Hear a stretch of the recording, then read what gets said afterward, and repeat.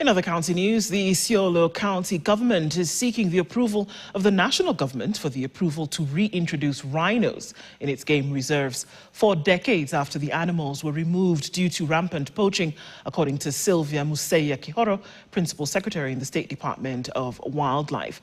Isiolo is among the regions under consideration as potential habitats for the endangered rhinoceros. Speaking yesterday during World Rhino Day, celebrations held at Elsa, the PS noted that neighboring Meru, Laikipia and Samburu counties are already hosting rhino sanctuaries, making it timely to explore strategies for reintroducing them to Isiolo. Rhinos.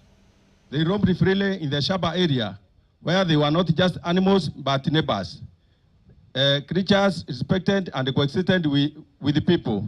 Shaba was once a stronghold for these magnificent animals. But then came the dark days. In the 1970s, the rampant poaching and insecurity swept across the regions. Slowly, the rhino disappeared. The absence of rhino in Isiolo is not just a loss of biodiversity. It is the loss of our history. Tumekuja kucelebrate World Rhino Day. Na tukikubaliana tukuje wapi kwa hii nchi yote, tulisema tukuje Isiolo sababu kuna vifaru Meru, kuna vifaru mingi sana Laikipia, na kuna vifaru mingi sana Samburu. Wanyama pia tulipatiwa na Mungu. Tutaendelea kuishi nao. Kuna wakati wanaleta madhara, na mimi najua iko issues ya human wildlife conflict.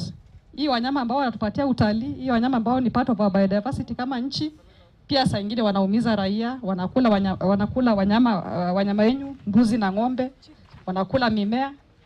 Na kama serikali tumekuwa tukisumbuka sana kuhakikisha kwamba compensation imefanywa. Nyeri National